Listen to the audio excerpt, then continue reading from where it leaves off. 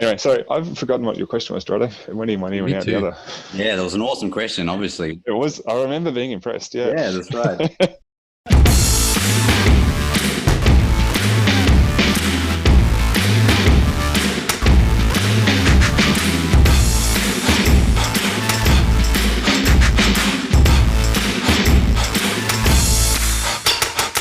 One of the best bits of advice I've ever received was to find good mentors and to learn from them. Trusted people who have already done what you're trying to do now. I've been fortunate throughout my career to have some fantastic mentors to help guide me, but I realized that they'd be hard to find and also hard to commit the time to one. This is why we've gathered some of the best minds from the veterinary world and squeezed them for their wisdom so that you don't have to learn the hard way. With the help of our guests, we flip the veterinary profession on its back and explore its soft underbelly to find the tips, tools, and inspiration that you'll need to build the career that you've always wanted. I'm Gerardo Poli. I'm Hubert Hemstra, and this is the Vet Vault.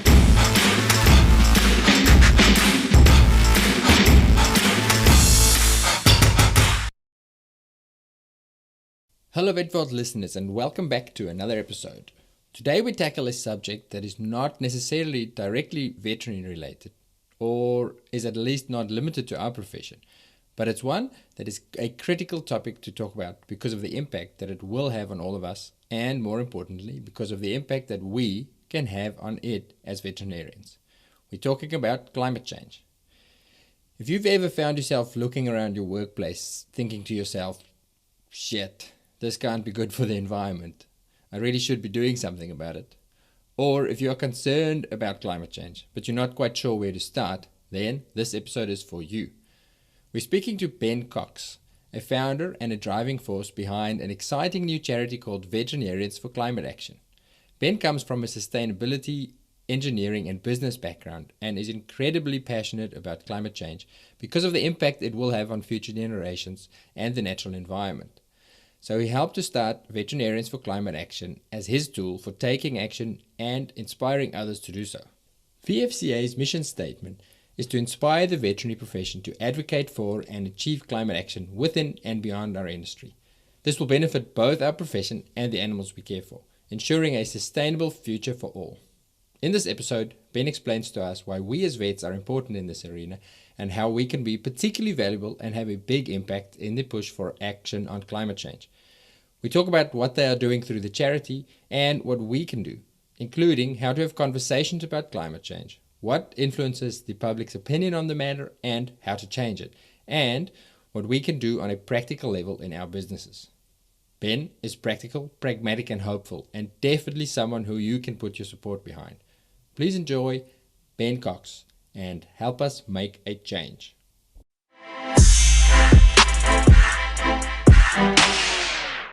Welcome everyone to this episode of the Vet Vault, and today we have an awesome guest on. Really interesting topic as well. The guest today is Ben Cox, and he is from the organization Vets for Climate Change. Thank you very much for coming on, Ben.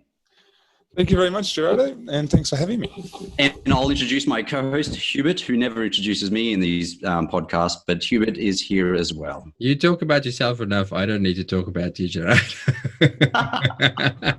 Hi, good to be back, and welcome, Ben. Thank you. So we just in our pre-episode chit chat, we just established something I didn't know. Ben is actually not a veterinarian. That is correct. I'm an imposter. Yes. No, a guest to the profession. Yes. That's a good way of putting it. I like that. Give us a rundown, Ben. How did you become a guest in the veterinary profession? You said you have an engineering background. So how do we go from engineer to climate change activist dealing with veterinarians? I could talk for hours about this, but I'll try and keep it short for you. So my story is I've grown up in the Yarra Valley in Victoria, and my family's always been really into outdoors. So we go camping for holidays. I've spent a lot of time still do spend a lot of time hiking. I love mountain biking, and I really have that connection to nature. Mm-hmm. And I'm probably a little bit unusual amongst certainly people I know, that I love wildlife. So I see a monitor lizard up here in Brisbane climbing up a tree, and I slam on the brakes of my bike and stop and watch it for 5 minutes. Or I love seeing a koala, and hearing kookaburras in the morning just makes me happy. And one of my worldviews is that I feel that Australia needs to, one of the responsibilities we have is to protect these wild places in and for themselves. And so I've always been a bit of a numbers nerd. Maths has come easily to me. So I went to university, did engineering, came out and tried to find a job in sustainability. So it took me a few years, but essentially I've spent the last decade of my life working for a firm in Melbourne who specialise in sustainable building design. Mm-hmm. So we're real experts in how to design a sustainable building. This ranges everything from where you source the wood products to number of bike parks to the location of the building in regards to public transport. We also specialise in teaching businesses how to be more sustainable in their everyday operations.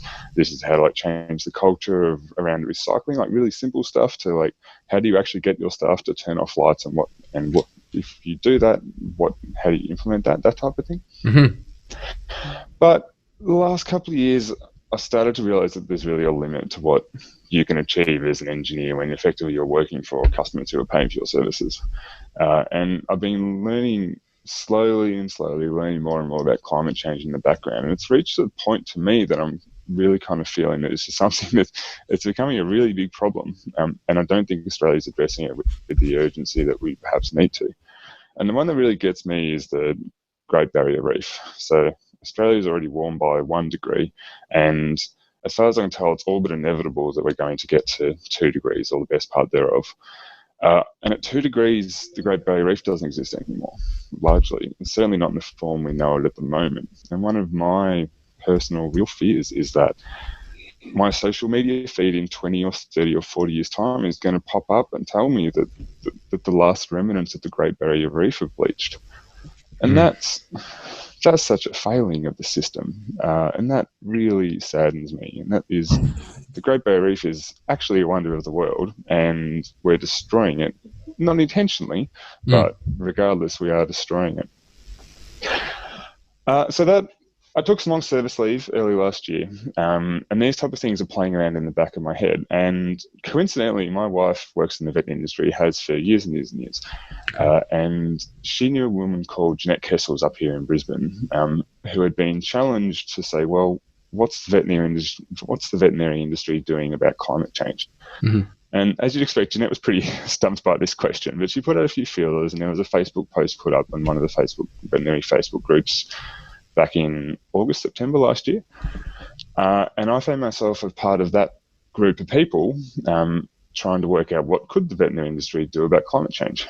And we've been working for the last couple of months trying to answer that question, and then trying to essentially set up a charity called Vets for Climate Action, which addresses this exact issue. Brilliant. Wow. When you were explaining before about your social media feed, and then all of a sudden, the reality in 10, 20 years time is that, what we had is gone, really struck home for me, actually, and kind of really hurt. And it reminded me of Alex and I being involved, and more so Alex being involved in raising awareness around the impact of the fires and koalas. And there's heaps of, people now that have jumping on board now to raise funds for that. And one of the things that really hit home for me was a quote that the Port Stephens koala, it's the CEO of that organization, said, was that what kind of a country are we when we can't even save one of our most iconic species?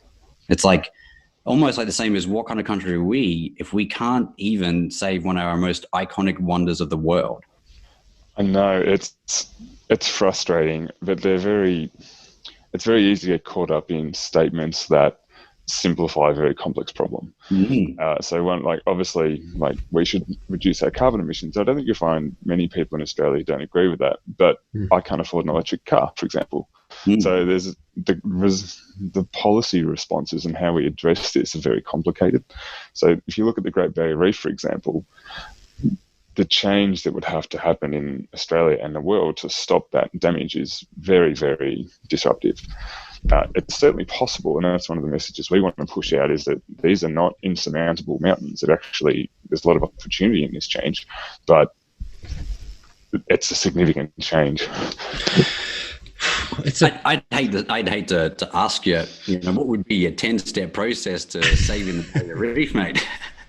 Well, I don't mean to as a joke, but it's almost like question. It's almost like it's such a big problem. Like maybe step one could be like as big as like reduce CO2 emissions. Step two would be, so that would be step 5 maybe, and step 1 might be implement policy. It's like it's such a big problem, no one even knows where to start. And the reason why I thought of that was to be like, I didn't even know where to start. It's a good question, and our organisation has been grappling with that for a long time, and we certainly don't have the answers to that, but we think we can help out as best we can. So for essentially, the Great Barrier Reef is in a real trouble if we get to 2 degrees, and that's driven by anthropogenic CO2 emissions. So how do you solve CO2? Like, it's not just an Australia problem, it's a world problem. That when you study or you look at the politics of the treaties and the agreements, and the Paris Agreement in particular, there's only half a dozen countries in the world that are really holding back quite aggressive progress on reducing the world's carbon emissions. Certainly all of Europe is absolutely on board with this. A lot of other countries are. And the 6 ones are holding up are countries like America at the moment.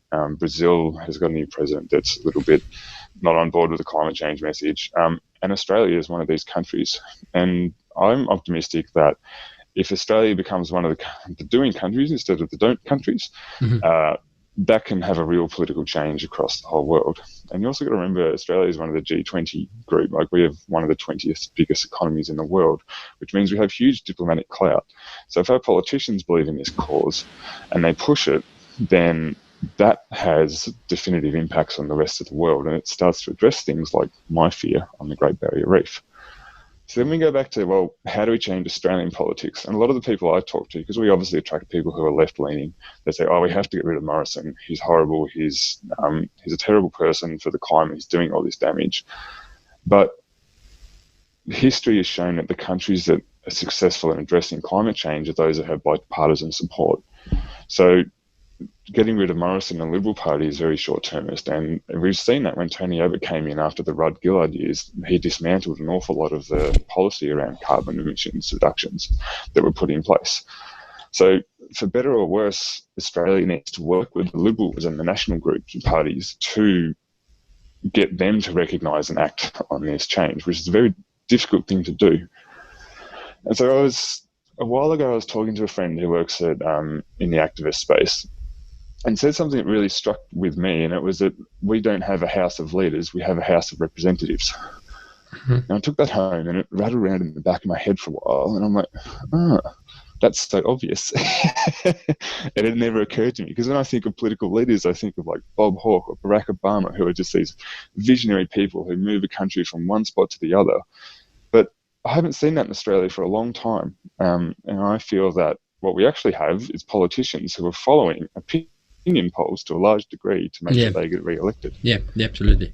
This is my issue. When I see people, especially after the fires, you see the public outcry and the politicians aren't doing it, and it's ScoMo's fault. But then I look at it and go, yeah, but last year we had an election and they were not hiding the fact that they didn't have strong climate policies. Well, actually, in most of the parties actually didn't, and we voted for them as a country. So now suddenly you say, well, it's their fault. You go, well, who did you vote for, mate? Is it a little bit my fault? Yeah, exactly. Because right now we're short-sighted, and I'll include myself in that, because right now I want to pay fewer taxes, and I want to drive my 4x4, and I want to do this and this and this and this. So I want what I want, but I also want you to fix climate change, but I don't want to do anything about it. Well, and it's also, you can't blame people for having the beliefs they have on climate change. Like, they didn't intentionally form the beliefs they have. They're a product of their environment and the people they surround themselves and where they work. Mm. So, for example, I've spent a lot of my career working with people who are very keen on sustainability, but my engineering friends have gone into mining. They have very different worldviews to me a decade later. Yeah. I can't blame them for that. They're not a bad person, but they just have different views on these things, and they're a product of what media they read and all these other things. So we've been trying to answer, like, how do we change Australia, how Australia votes on climate change? And so there's a lot of research into what Australians think about climate change, and effectively they follow a similar system to American researchers, where they break Australian opinions down into 6 subcategories, and it goes from alarmed, which is me, cautious, which is probably most of the people, a lot of the veterinary industry, I'd suspect. I have no evidence for that, but that's my personal suspicion. And those 2 categories are about half of Australia. There's a bit in the middle that are disengaged, or they just don't really care about this thing. And then there's people who are doubtful, and then there's about 12% of Australia who are deniers. Okay. So how do you shift that group from the denier end, just move them across one category towards the alarmist end, and that then moves votes, in my opinion. So what's the answer?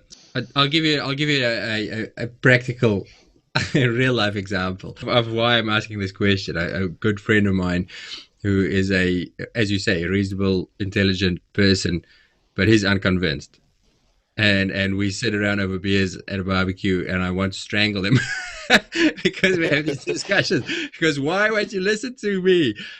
How do you shift that opinion? How do you take somebody from, he's not a denier, but he's like, he's not convinced.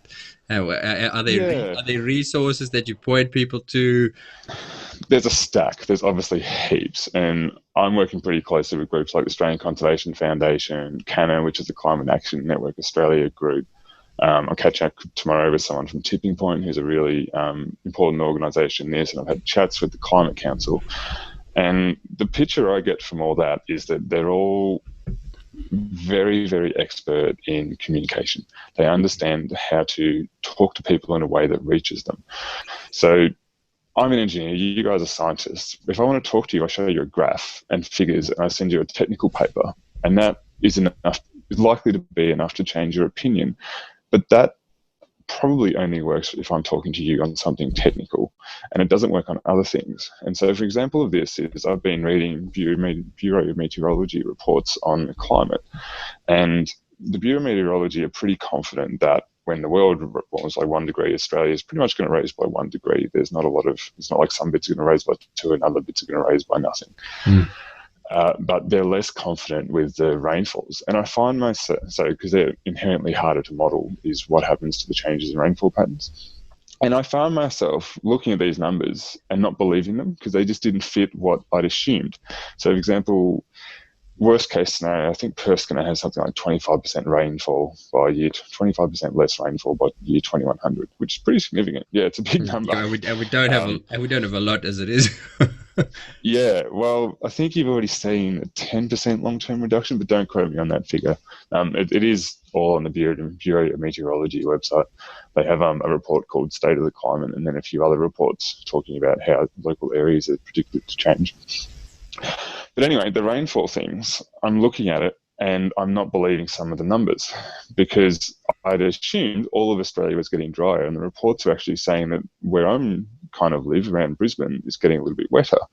And where my parents are in Melbourne, it's only getting drier by nothing. It doesn't have any impact. And to me, I believe climate change destroys everything. And so these numbers I'm seeing don't align with my worldview that climate change is this horrible thing.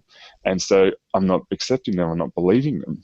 And you don't even realize you do this until a couple of months later, I watched a video by the Bureau of Meteorology explaining how they know and how they can predict this. And I was like, and that's when you change your mind.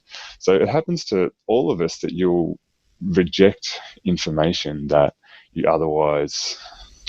you reject factual information because it doesn't fit with your preconceived views. Yeah. And so what all the climate groups and what we're trying to do is teach people about this and teach how to communicate to people. So, for example, if you're talking to we don't encourage people to try and talk to full-on climate deniers. There's not a lot of point in that. They're so far removed that there's not a lot to gain, and all you end up do is moving them from denier to doubtful, which is still not going to actually cause political change. But when you're talking to someone who's a little bit dismissive of climate change, who's like kind of, oh yeah, whatever, that doesn't impact me. If you use words like climate emergency, that doesn't resonate. That puts people off straight away. Yeah, like, well, it's not an emergency. You're being alarmist. Yeah. But if you look at the cautious group, if you use the word climate emergency, it's quite powerful. But I think that type of language actually moved me from being cautious to being alarmed.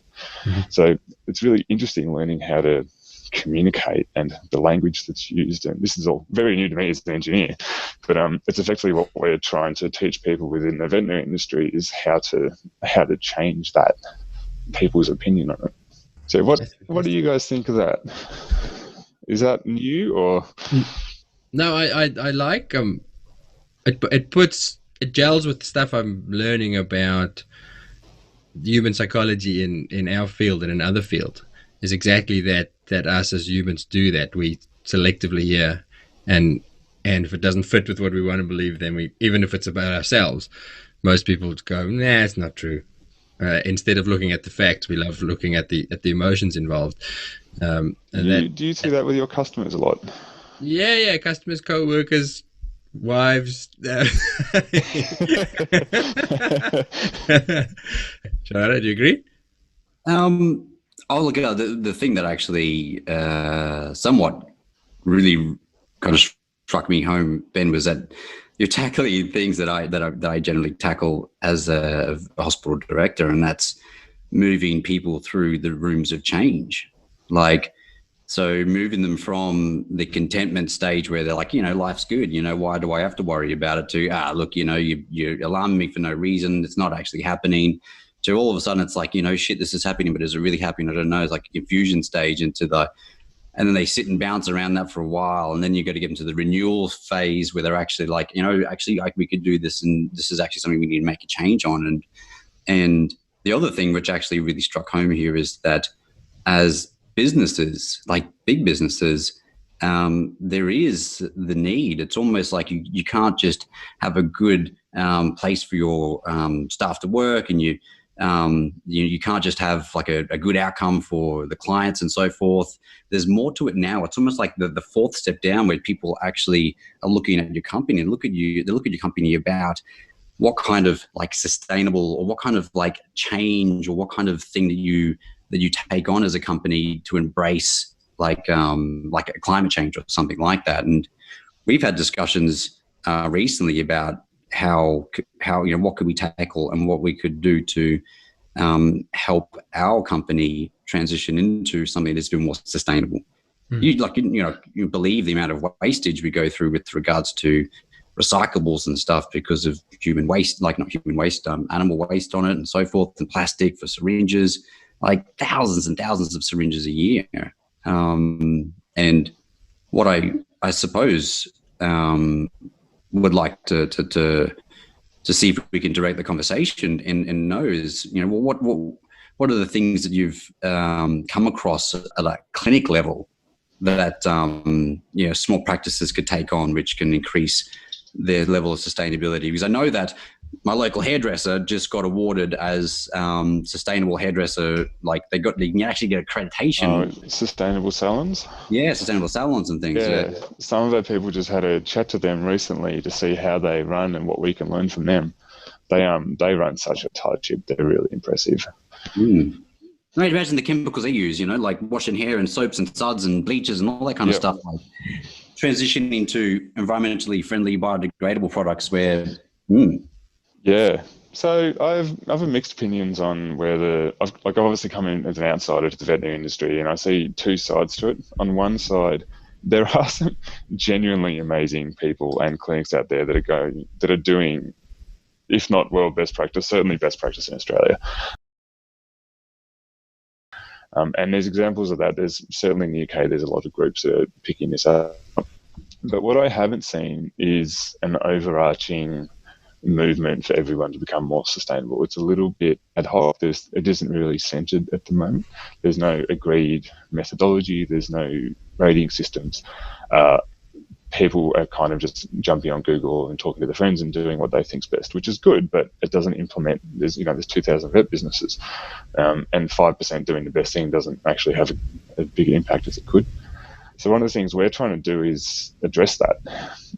So obviously I have a background in sustainability, and some of the people we've attracted to sit on our board and our subcommittees are superstars at this. They're just amazing. So we're trying to pick up a lot of that. So we're creating it needs, actually, I'll get you guys to help me brainstorm a name for it. We're currently calling it the 12-month hospital sustainability program, which really doesn't have a ring to it. We're thinking of calling it paw prints, but I'm pretty sure that's copyrighted. I do marketing all the time, and yeah. Oh, good. Can we recruit you as well?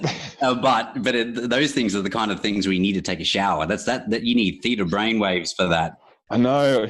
I've been doing it. We first decided to rename it about 2 or 3 weeks ago, and nothing's just popped yet. So I'm asking.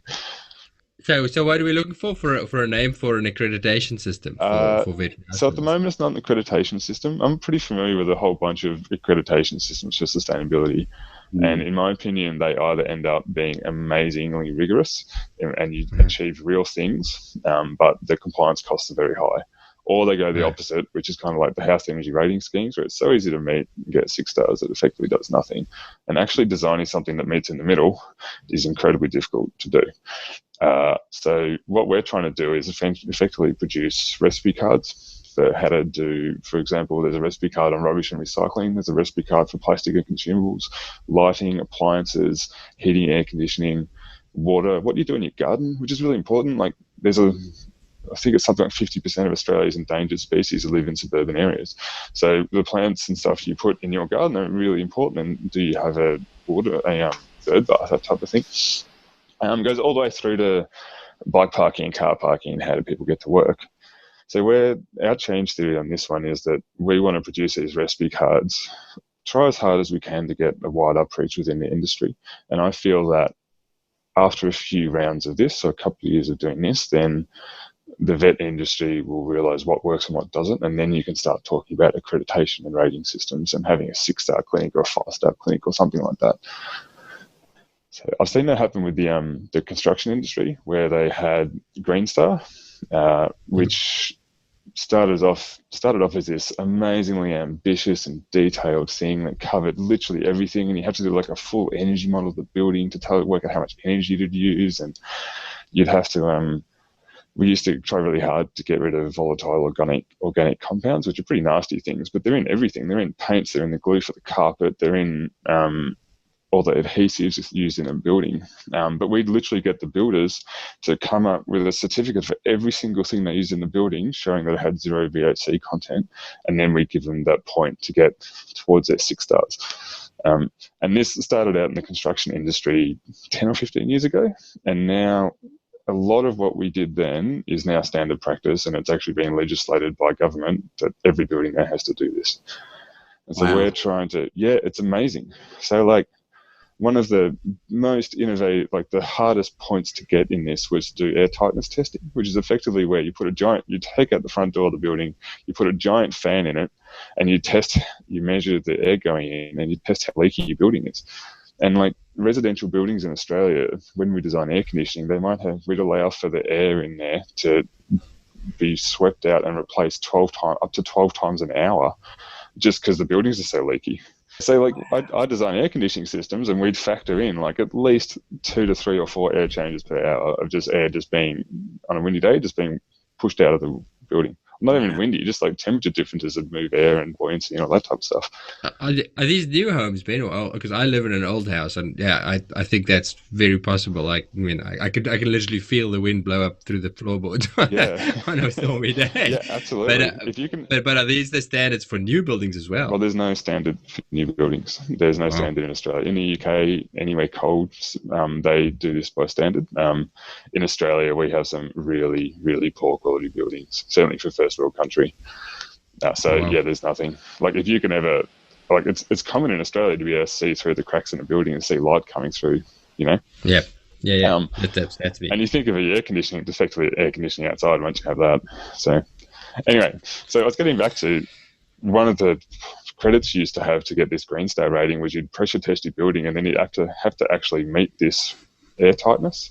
And they weren't particularly stringent by certainly European standards, but for Australia, like this has never been done. The builders are panicking because like, do I have to rip down all my walls and then gaffer tape stuff up. Like, they don't know how to do it.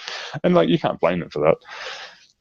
And now I think it's next year or the year after, air tightness testing is being legislated as a minimum standard for some types of buildings in Australia. And that's taken less than 10 years. Wow. So what I'm really hoping is if we roll out what are fairly, not basic, but simple, it's easy to follow recipe cards in the vet industry, it kicks off the thought process and the people going, oh, this is great. And once you refine it a few iterations, it starts to become standard practice. And then people are like, well, why haven't you done Vets of Climate Action's 12-month hospital sustainability program? And it just becomes standard practice after a while. Yeah, so obviously it's a long-term game here that we have to play, really, isn't it? And I suppose then, Ben, the question I have then is, like, there's a lot of people who are passionate about this, but they've feel overwhelmed by just the enormity of the process and maybe even the lack of kind of steps to follow. Where's Ben's 10 steps, right? But like, what do you feel, or maybe what advice could you offer people who do want to have, I don't know, take some action towards this, but then not be demoralized by the actual journey and how long and how big it's going to take? Like, sounds like, and by the massive feelings of guilt that I have by listening to people going on. Well, I don't know. It's a very complicated question. So, on one hand, I have a real objection to the individuals, the individual responsibility for environmental impact. For example, like, if I do all these amazing things, if I buy green power, if I sell both my cars and walk everywhere, if I never fly anywhere, I'll reduce my carbon emissions by, I think Australians emit about 18 tonnes per person per year. But conversely, if I convince my workplace to buy green power, I will get a way bigger impact than 18. Yeah. Or if I know someone who works at an engineering firm who's involved in the Adani mine, and I can convince them to become an insider and tell the green groups that, like, my company's working on Adani, and somehow that gets stopped, then I can have an impact way, way, way beyond I could ever do by riding a bike. And it comes down to a lot of environmental issues is they're so big that they need policy and government level approaches. And so, again, it comes back to what I was talking about earlier, like, how do you actually achieve that? So, like, and it's interesting learning about how change happens. So, like, if you look at the plastic movement and how plastic bags are now banned in most states and territories of Australia, that did happen from a grassroots and people individually changing behaviour until it became the norm. But on other things like climate change, that's not possible. And for, even if you look at, like, individual energy consumption or petrol consumption, like, there is really no alternative for individuals to reduce the amount of petrol they use without pretty major sacrifices. So there isn't really a way you're going to change that through. Yeah, do you see what I mean? Yeah, absolutely. That I've thought the same for a long time, and in conversations you have with people, it does seem to be a stumbling block. And then even talking about and I'd love your response on that. Even on a national level, I speak to Australians and they go, yeah, but, you know, on a global scale, we such a small part of the problem. We could be a perfect country and it'll make no difference. I don't know what to say to that. On the one hand, I want to say, yeah, but that's just an apathetic. Oh, I hate that argument. It's so hard to argue against that attitude. I can tell you my prescribed response, but I've never seen it actually someone go, oh, yeah, okay. Go for it, mate. Go for it. Well, Australia is 1.3% of the world's emissions, but there's 178 countries in the world. So every country should, if it was divvied up evenly, every country would have well less than 1.3%. And we're actually, once you take out places like Brunei, United Arab Emirates, per person we emit more carbon than anyone else in the world. Full stop. Really? Yeah, we are the worst, short of the oil-producing nations like Kuwait and whatnot. So we're actually like 6 to 10-ish on the list. Wow. For a real country, so that's a horrible thing to say. But for a country that isn't massively adjusted by having an oil industry, we're by far the worst. Is that through coal, or is that through just lifestyle, or? It's large. It's a little bit because of our industries we run and our lot of our industries are quite carbon intensive. But if you look at the breakdown of Australia's carbon emissions, they're actually not a huge chunk of it. Not a huge chunk of it is due to that, but a lot of it is the fact that Australia hasn't had any policy for 10 or 20 years to reduce our emissions, and this is the result. Is our emissions have more or less crept up since the 90s, or stayed about the same, and all the other countries are slowly creeping down as they slowly win battle after battle and reducing emissions. So, for example, since 2014, Australia's emissions have gone up every year, and that is the direct result of lack of national policy. Like, for example, I can buy a Tesla or a 6-litre V8 BMW and pay the same amount of tax. They're both wonderful cars, but you can see any reason why, as a government, you incentivize people to buy a Tesla because it has a lower impact on climate, for example. It's probably faster, man. Electric cars are pretty fast, man. Yeah, I know, but a V8, I love a V8. So let's bring it back to a smaller scale and make it specific. Got distracted. No, not at all. I'm just on that same argument. Where does the veterinary profession fit in terms of how bad are we compared to other industries? Do you know? I don't know. There's been some studies done on Healthcare Australia and their carbon footprint, but it's quite broad, and it's really difficult to actually.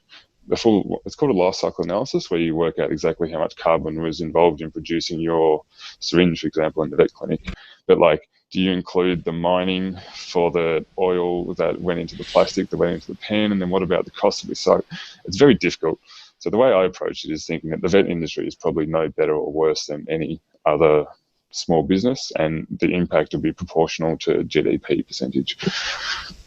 Okay. Well, what I took from that discussion there, Ben, and there'd be business owners who are actually be listening to this too, including two of the people you're talking to right now, it's, essentially it's up to us, right? It's up to myself as a director of a multi-million-dollar hospital to make the choice and go, okay, as a team, what are options and what can we do, Yeah. As to the why question, which I didn't answer very well, the why is a couple of reasons. From a broad perspective, the creating the demand and the culture around reduce, reuse, recycle, for example, does create broader change. I think that's pretty well clear. And like, I don't know about you, but I can very much see in Australia that we'll go from having one recycling bin and one rubbish bin to maybe 2 or 3 types of recycling bins in 20 or 30 years' time. Because there's a real demand for that and people are working towards that. From a business owner perspective, I feel, and I'd love to hear your opinion on this, but I feel this is something your customers and your staff have an appetite for. It's almost becoming a hygiene factor, where if you don't have a recycling bin, people look at you like, what's wrong with you? Like, this is not up to par. And that's going to change as we move forward, where it's not just a recycling bin. It's like, why don't you have LED lights? Why isn't your air conditioning controlled properly? Why is your garden just concrete? That type of thing. As people get more literate with these types of sustainability initiatives. So we're trying to offer something that appeals to both businesses and from an engagement perspective, and also to individuals who are actually passionate about this. That's great. That's great. And you're right. I think, and hopefully that happens nationally and on a government level as well, that eventually the demand for it, or the public opinion, will put pressure on business owners and everybody else to say, well, okay, people are really, they need us to do something about this, so let's do something about it. Otherwise, as a business owner, for example, if your clients start choosing veterinary clinics based on what your environmental credentials are, then you're going to sit up and start taking notice. Well, people are already selecting where they go for hairdressers, mate. So, heck up. Well, it's true though, because like, from a person on the street, how do you choose your vet clinic? I don't know. How do you differentiate? They've all got lovely people, and I can't judge the quality of vet care. It is things like this that they judge on. It's the quality of your reception and the impression, like how nice the receptionist is. But also, if there's a poster in there showing the green credentials you've done, that's a really powerful marketing tool to get people to go, oh yeah, this is a really good business. I'm happy to associate this aligns with my personal beliefs. Oh, you got me before, and that kind of rolled into what I was saying before. It's kind of, what kind of other level is a business going to go? Like, what kind of other thing is a business going to champion or try to roll out? And for us, and it's bounced around us within our leadership teams and director level, and even right down to the staff members about trying to increase our or decrease our environmental impact as a hospital. I think it's not a hard sell for me to say that our next annual meeting. It's actually the thing is, Ben, is having things like what you said, which is those little cards, recipe cards for how to have how to change, like step by step. This is what you would do, what you could do, and so forth. I think it's and just make it achievable, because like if you actually want to go from having effectively not great literacy on sustainability to running to high sustainability outcomes, there's a lot to learn there. In the same way that I can't vet nurse, you guys probably don't understand how to size a solar panel system in the same way I do. And we're just trying to make a lot of that a lot simpler and a lot easier, quick to follow, and teach veterinary clinics how to do this, not on the cheap and dirty, but make it achievable, because we know how busy vet clinics are, and we know there's not a lot of money in the industry, and we know there's a vet shortage, and just trying to make that really achievable. Oh, totally. You hit one of the big things, which was there's not enough money. There's not very much money in the industry, and there isn't. Like some clinics are on single-digit profitability, if not less, sometimes. So, I've had practice owners who run a practice quite low in percentages. They don't pay themselves a wage, because the wage they get is because they're in the building that the vet clinic pays the rent of. They just can't afford to pay themselves a wage. So it's going down the pathway of business ownership, but more so you hit the point there, which is, and you said a couple of times during this podcast, is how do you make it somewhat affordable or minimize the impact on the bottom line for a company? Or even what we're actually trying to do is make it a positive impact on the bottom line. Like if this poster in your reception and your sustainability committee or whatever you end up doing, if that attracts 2 vets, like tell me that doesn't pay for itself.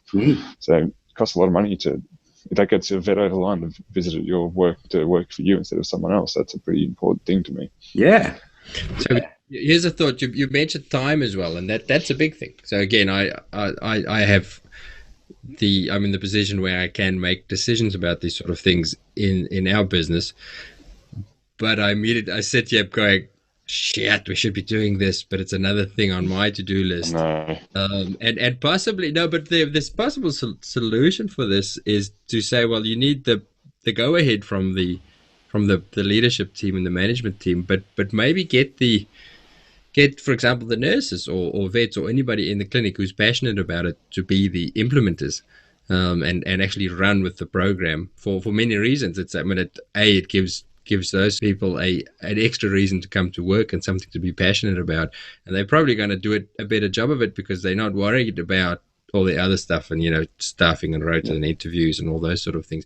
We actually a few years ago we had a nurse who was quite passionate about it, and her by herself solo made some changes that nobody else bothered making. She's not there anymore, and unfortunately things have slipped, but it would be great. I'm just imagining in our clinic you actually create a little sub team of not necessarily the management team to say, well, this is your baby and you need to push us and help us implement. I'm so happy you said that, because that's exactly what I think you're doing. Yeah, but you as a leader, when you hit it right in the head, you have to see the vision and sell the vision to the whole. I have to say yes, go ahead. Well, not only that, you have to actually sell it to the team, and then, because otherwise what happens is you go ahead, and then the person you put in charge now starts making changes that all of a sudden no one really knows and really agreed upon. So it's change management, really. It's Cotter's 8 steps of change. So we've divided into, we understand the size of what we're trying to achieve here, and we know we're worried it's too much as it is, so we're trying to break it down into 12 months. And the very first month talks about commitment and culture, because I've personally gone into a lot of businesses, taught them everything about sustainability. They've done everything you could do, and then the 2 or 3 champions who came along with us on the journey left the business, and we're back there 4 years later, and they're back to square one. They're even using more energy because the business has grown. So it's so important that if you're going to do anything sustainability, that you bring the team along with you. That it becomes not a direction from the top, it becomes a group goal. And then you get people from finance going, yeah, I'll find you the $200 at a recycle bin. And you get all the barriers drop. And if you can't do that, then it's really difficult to implement, in my opinion. Absolutely. Yeah, I can see that. Ben, this is for personal interest. You talk about recycling and how Australia's getting better at recycling and that. Then I hear such demoralizing thing about what happens with our recycling, which is, by the sounds of it, pretty much nothing at all. You worked in the profession, you looked at all of that stuff. Where does it go? Is there, have you got anything to say on recycling in Australia specifically? I'm actually not a recycling expert, but I'd say from the perspective of from societal change, like if you think back to the 80s, we didn't have recycling bins. That's a new thing. And we've already made huge advances. I remember when I first went into Melbourne 10 years ago, all the lunches you got were in polystyrene, and now you can barely buy coffee without a keep cup. So as a country, we're definitely progressing in the right way. And what we're seeing at the moment is a short-term setback on towards a much better path, I feel. Okay. So don't cut out recycling. Don't cut out. Yeah, it's super important, and we're having a fair old hiccup at the moment. But we're going to look back at this in 10 years ago and say, "Gee, that was a real." I feel we're going to look back in 10 years and say that was a real impetus for change. And a lot of councils stepped up and realised that this is what people are willing to pay for their rubbish recycling to be done properly. Well, actually, Ben, a question that I have, and I saw this actually as I was stalking you. And that was. What did you find? I'm trying to think. Here we go. I don't know if you know that I found your second social media account. Damn. The real Ben Cox. As long as my wife doesn't find out about that one. Yeah, I know. You got to change your name away from the real Ben Cox, man. It's pretty. Yeah, okay. Yeah, it's cool. Sorry, my bad. Yeah. So obvious in hindsight. Yeah. No, but it actually says there that you are undergoing study to become a fellow of leadership or get a fellowship in leadership change and things. Is that right? Can you explain it to me? Yeah, I've been really fortunate to get a fellowship or two fellowships actually. First one's with the Australian Conservation Foundation. They, I'm not sure if you know Australian Conservation Foundation, but they've got about 600,000 or 700,000 members in Australia. They're pretty substantially the biggest environmental conservation charity in Australia. And they just run such a tight ship. They are on top of everything. Their communication and their Facebook and everything is on point. And maybe 5 years ago, they did one of their strategic rethinks, and they started to realize that, or they decided to take a tactic of moving down the community organising path. And there's a bit of research in this field. So, for example, the Obama campaign in 2008 implemented what's called the snowflake model of community organising, where it isn't in any way a top-down structure.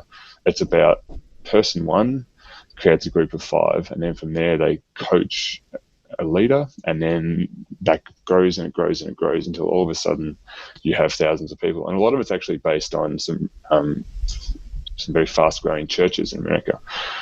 And so the Australian Conservation Foundation knows that most people in Australia care about the environment, even if they don't care about it in the same way the Australian Conservation Foundation does. So, for example, let's say a Queensland Liberal voter cares a lot about the koalas down the street, and they care a lot about the trees in the local park, but they may not care about the wild spaces of Tasmania or the Jabiluka uranium mine or that type of stuff. So they're not engaged with the Australian Conservation Foundation yet, even if they actually share a lot of the core beliefs of that organisation. So Australian Conservation Foundation are running community groups, and if you're passionate about these, I highly encourage you to join. I've joined one as well. I've joined one already. They're really good. You meet some wonderful, lovely people. You learn a lot, and you get to campaign against things that are pretty important to me. Well, probably pretty important to you as well. So Australian Conservation Foundation, they run a fellowship for a dozen or 2 dozen people every 6 months, where you join their team of paid staff to basically manage their community groups. And so they work pretty hard on it. I'm running a community. I'm looking after the community groups that are working in climate at the moment, because that's obviously my passion. And they work pretty hard. I'm not a boss. I don't tell them what to do. It's not a top-down thing. I'm a coach. I'm a facilitator. I help the community organizer reflect on what they're doing and make suggestions and help them to realize what the best path forward is, because a lot of these people may not have experience in doing what they're doing. And yeah, effectively they offer a fellowship where I work for them for 2 days a week for free for the next 6 months, and they get assistance from me, and I get to learn how to effectively run community organizing sessions. So I'm really excited about that. That's actually the third thing we're trying to do in Vets for Climate Action, is set up local impact groups where it's a team of 5 or it's a team of 10 people who are passionate about what we're doing, and we teach them about how to have these conversations that we're talking about with climate. Like, how do you talk to Uncle Joe who says, well, you can't power the economy without coal? That type of thing. Like, what language works and how do you do that, and that type of thing. We're also pretty active in the media at the moment. We've got I need to update it tomorrow. We've got a bunch of articles in various media outlets linking climate change to fires and linking climate change to impact on animals. And we want to teach people how to do that, because it's both difficult but also quite easy once you get the hang of it. So yeah, it's interesting. And the second fellowship is a group called Progress Australia, who are a fairly left-leaning organisation, and they work to train leaders in the causes they believe in. So it's funded by unions. Australian Conservation Foundation actually also a funder, and there's a few other groups like that. And it's quite high-level change theory. It does things like explains how come now I believe in LGBTI rights but when I was 15 I didn't. These type of things. So not that I didn't, but I had no awareness of it back when I was 15. Like, how does that social change happen? And teaching us how to do, effectively how to create the change that we want to see in the world. It's really interesting, actually. It's something I haven't been exposed to as an engineer, and understanding how my views on XYZ have changed over time. Like, what's caused that? Because that hasn't been accidental. That's been the result of a bunch of activists working year after year after year. And now all of a sudden it's an outrage that people can and can't marry. I never had that opinion 10 years ago. I can't speak for you two, but you might have been similar. And if you weren't, then maybe your parents were. Oh, mate, you could consider where I'm from. Consider the changes from being born into 1970s South Africa with good point. So I'm often astounded to go ahead. I'm often embarrassed about the stuff that I used to believe and the way we used to think, and other than the obvious racial issues in South Africa, we're such a conservative society, and all these sort of things you mentioned. It was unthinkable when I was even a teenager, and now I look back at it and I've never actually thought about why the change. It's a very good point. I'd love to explore that. Yeah, it's fascinating, and it seems to me to be in its infancy, but there's certainly it's a profession of understanding this and working what tools to utilize and when to utilize them and how best to achieve the change you're trying to achieve. It's fascinating. Wow. This is by far the most non-vet related conversation on the vet, but also one that seemed like totally I'm engaged in. I'm not saying I wouldn't be engaged in it, mate, but it's like because it's touching on topics that I'm passionate about, climate change and also change management and leadership and like all that kind of things as well. So really appreciate you coming on and sharing and talking about. Thank you. I enjoy the opportunity. The other thing that I didn't cover is that one of the main reasons people don't act on climate change is a lack of seeing options and solutions. And so, for you two, from my perspective as an engineer, if we just look at the problem from how do we actually solve Australia's emissions? A big chunk of our emissions are through coal burning and gas burning for power generation. And it's not like solar and wind are a new technology. And it's well understood how we would go to 100% renewable energies in Australia. And not only that, but when you put in solar plants, you have to oversize them when you put in solar and wind, you have to oversize them so that even on a not particularly windy day, you still have enough power for the whole grid. What that also means, on a windy, sunny day, you generate way more power than you need. There's actually too much, and they have to shut stuff off. which makes a lot of sense. But it also means the price of electricity drops through the floor. And there's a lot of economists like Ross Garnaut, who's a really prominent economist, and he's saying, well, hang on a minute. At the moment, all of our iron ore gets processed in China because of cheap labor. But in 30 years' time, if we pursue this renewable path, we're going to have cheaper electricity than China just because we have so much space and so much wind and so much sun. And that gives Australia huge economic opportunities. So one of the messages we're trying to push is that climate change isn't a bad thing. And the technologies that are emerging that are going to fix climate change also have huge economic opportunities for Australia. And yeah, so when you guys are like, oh, I need to do more, it's actually, we just need to, what we're actually chasing is a better world. And it's not like we're trying to avoid a bad thing, we're actually chasing a good thing. Does that make any sense? So I think it's very important. Like, I didn't do a good job of that tonight, and I need to learn from that. But one of the things in climate change is it's really important that actually we're chasing a better world, and why aren't we doing it earlier? What I like about what you're saying is, I think for lots of, well, certainly for me, and I think for lots of people, you do care, but it is such an overwhelming problem that it almost paralyzes you, and you just go, well, I don't know what to do about it, so I'll just do nothing. Can I make a suggestion? Can you join Vets for Climate Action? That will help you. That's not a plug for anything. No, unrelated. Okay, but tell us about that. Tell us about that. So, yeah. So how do you get involved? So we're young. We only founded, I think we had our first meeting that was minuted on the 30th of September. So we're pretty brand new. We are hoping tomorrow we get the final fundraising license so we can actually go out and raise some money legally. So effectively, join Vets for Climate Action. It's a membership fee to join. It's a monthly membership fee. You can pay what you want, but we set a minimum number for vets and a minimum number for vet nurses. The vet nurses are a bit lower because we know they do it pretty tough. And the students effectively get in for next to nothing. And then what happens after that, we invite you to join some of our impact groups. So some people will be able to have the time and the willingness to form some of these groups to spend a lot of time in. Other people might be more of a passive involvement. But effectively, that gives them the opportunity to speak out on climate. So we see a pretty direct, so the whole base of our organisation is because we see a really direct link between climate change and impacts on animals. Bushfires, I don't need to explain that one. That is such an obvious one. And the impacts, are doing in animals, is that even a number? I'm a numbers guy, and it's not actually possible to talk about that. And I see a lot of veterinarians doing some fantastic on the ground work to address that crisis, but we're only at 1 degree warming, and like I said, we're on track for 2 at the moment. From what I can tell, we're on track for more than 3.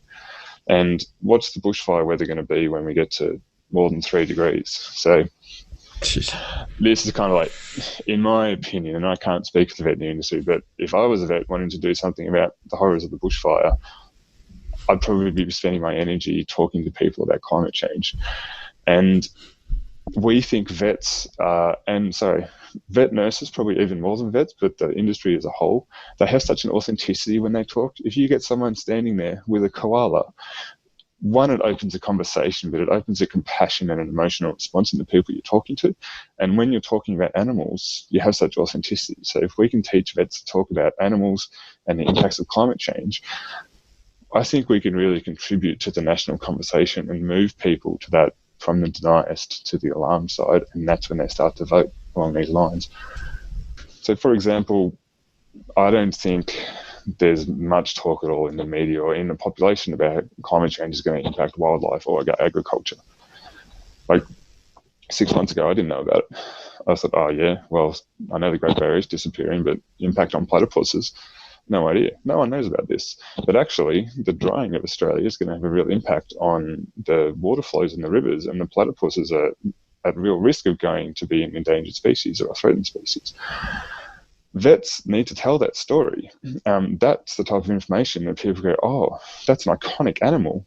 We should do something about that. That now impacts me in a way that climate change historically hasn't impacted people individually. They care about animals. And so we have such well, I don't, but veterinarians and vet nurses have such power to tell this story and get attention and move people. And that's why we founded. So where do people find you? Where do we find out more about your so we're at vfca.org.au, which stands for Vets for Climate Action. We've also got a Facebook page. Say that again. Say that the website again. It's vfca.org.au, which stands for vetsforclimateaction.org.au. The other thing we're doing at the moment is we're working to hold a vigil for the animals in Sydney. We've got a lot of feedback from people both within the veterinary industry and without that there's a huge amount of grief at the moment particularly about the bushfires and the billion animals and the images of the koalas and the native animals being burnt alive. It's a really horrific thing, and it's quite immobilizing, and we need to recognize that mental health prioritizing the mental health of everyone in our industry is really important. We know that, we've learned that lesson, or we've seen the impact of that. And so we're holding a vigil for the animals. We haven't got a date set as of now, but it's looking to be, I think, either the 1st or the 8th of March. We'd encourage everyone to attend. It'll be a little bit sober, as these events are. It's definitely not a protest. But what we're trying to get out is give people an opportunity to grieve. And then it's really important that we also pass on the opportunity for hope. The solutions to climate change and the solutions to bushfires do exist. We're not doing them yet, but they're not massive steps. And we really want to pass on that message and help people's mental health fundamentally. So will once you have dates on that, Ben, will that be on your website, or where can people find more? Yes, that'll be on our website and also on our Facebook page, with the event sitting there ready to be published as soon as we get the dates confirmed with Sydney. And based on the conversation, it's obviously very Australia focused. Is it open to internet? We have a fair amount of international listeners. About half of our listeners are from outside of Australia. Can they get involved, or if not with you, are there other similar organizations internationally that you're aware of? As far as I can tell, there's no other organizations anywhere else in the world that are talking just climate and the veterinary industry. There are obviously a whole bunch of sustainability or conservation groups associated with the vet industry. For example, we have our AVA SIGs. A couple of those are quite interested in conservation. There's a group called Vet Sustain in the UK, run by a lady called Laura, we've been speaking to on and off, and she's creating quite a lot of momentum in the UK industry to do something about general sustainability. But as far as I can tell, we're the first to really show proof of concept of this. Okay, so, and can our international listeners join, or is it? They can join, but there's practical implications of what we can and can't do. That, like, we're trying to focus on the Australian market because, like I said, Australia is a real political outlier in the world when it comes to climate action, and we think there's a lot of work to be done in this market, particularly. That said, we're absolutely keen to talk to anyone who wants to set up a lot of what we've done internationally, particularly if you're in America. Because America, again, no one's talking about animals and climate change over there either. Certainly not in the way that vets can. Yeah. I love it. Gerardo? Dude, I thought that was an awesome kind of conclusion to the podcast. I don't have much more, really. I think that was a really powerful message, and I totally agree with what you're saying there. It's about the nurses, because, to be honest, the people who are speaking the loudest in my hospital are the 70 nurses around the recycling bin, right? And as a business owner, like, I know that the next phase of us is having something that we champion. What are we championing? What is our hospital going to champion? Is it going to be ending slavery or something, or is it going to be, what is a public thing that's going to, bind us together? It has to be, the next level is more than just having a team that works together, more than just wanting the common outcome of treating pets. There has to be another level of a common cause, and I think this is it for us. So I didn't even know you had slavery in your hospital. Oh, no, if you come over and work with us, Stuart, then you'll be the first one. How do you do it? How do you get away with it? I call it vet students, mate. But having said that, we love our vet students, and totally appreciate when they come and spend time with us. So, they keep us on our toes, that's for sure. They ask us questions like, oh, shit, I got to remember that stuff. Yeah. Now, Ben doesn't get away without the short questions, I think, just because he's not researched this. Yes. Yeah, I should have probably told you about it. Ben, I always ask our listeners, if they are podcast listeners, to give us a couple of podcast recommendations that we should put on our playlist. I'm normally not a podcast listener, but the agent Sydney Morning Herald has started doing short explainers on local topics, topics in the news recently, just little 2 or 3 or 4 part series. I've found them really informative, and they get some very intelligent and well-informed people to interview on that. They're only 5 or 10 minutes, but cool. I'd recommend that. And you are allowed to default to books if you're not a podcast listener.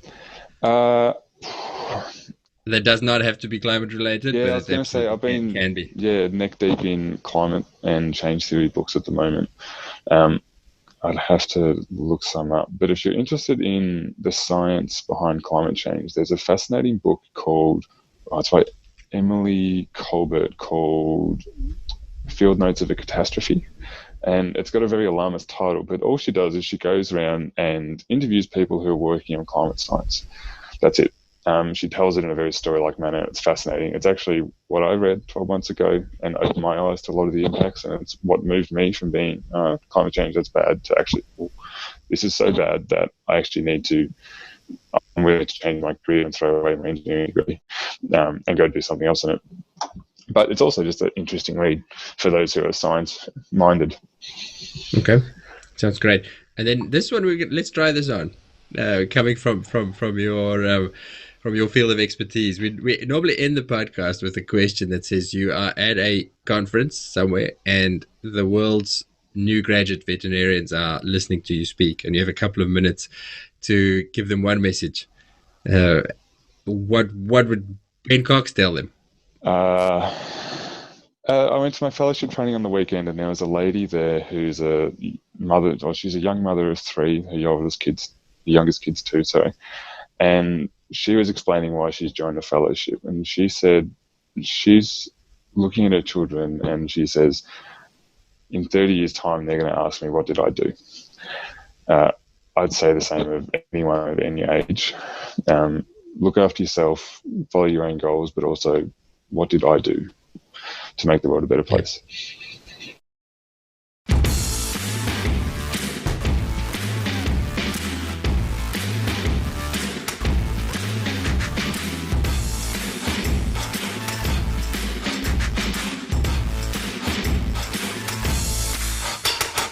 You just chop. Yeah, just give me more work. I don't mind, Gerardo. Okay, let me see where we're at with the podcast. We are at, just kidding. Yeah, just leave it in then completely. You know what? I'm going to talk complete crap now for like 5 minutes. You're going to have to listen to this and then you have to chop it out, and there's more work for you, mate. I want to see if I can get a feature on my editing software that just chops out Gerardo's bullshit like a bullshit. Hit a button and it just chops it all. Companies like Google can't be far away from that.